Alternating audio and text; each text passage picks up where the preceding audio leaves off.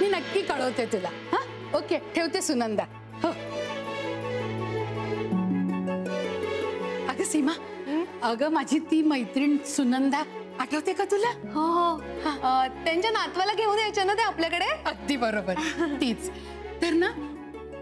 तिचा नातू आहे ना तो CA झालाय. हो आणि अगं लंडनलाच असतो. एकदम गोड मुलगा आहे. म्हणजे व्यसन नाही त्याला, सुपारीच्या खांडाचं सुद्धा. हो का? त्यांनी कुठेतरी आपल्या उर्मिला पाहिलं आणि तिची चौकशी करत होता. तर सुनंदाच्या असं मनामध्ये आलं की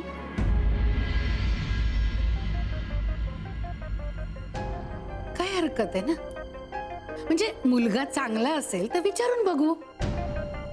आणि हे बघ, त्या मठामध्ये पडण्यापेक्षा ना ती सुनंदाच्या घरी पडलेली बरी. अगं माणसं चांगली आहे, मुलीला शिकू द्यावं, हवं ते काम करू द्यावं, अशा विचारांची आहेत ती. आपल्या उर्मीचं चांगलं होईल. आई, मला वाटतं की आता उर्मी लग्न करण्याच्या मनस्थितीत नाहीये. अगं पण आपल्याला कुठे घाई आहे? तिला विचार करू दे, ठरवू दे, मग बघू ना आपण. पण हे बघ सीमा, एवढं सोन्यासारखं स्थळ अगदी आपणहून आपल्या दारात आलेलं असताना आपण त्याच्याकडे पाठ फिरवायची, पुढे आयुष्यभर अगं पश्चाताप होईल आपल्याला. आई, पण विद्याला चालणार आहे का हे सगळं?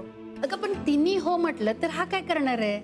मुलीने स्वावलंबी व्हावं आणि नंतर लग्न करावं असं वाटतं त्याला. अगं पण लग्नानंतर मुलगी स्वावलंबी झाली तर त्याचं काय जातं? आई, उगाच वादाला तोंड कशाला? आत्ताच नाही, सगळं. काही वादाला तोंड फुटत नाही. आणि मुलीचं जर कल्याण होणार असेल तर फुटू दे. आणि वादाला तोंड फुटेल म्हणून मी नाही घाबरत तुझ्या नवऱ्याला. आई, माझा नवरा आधी तुमचा मुलगा आहे. हो ते आहेच ग, पण कसा काय वाटतो माझा विचार तुला? खरं सांगू का, माझं काहीच नाही.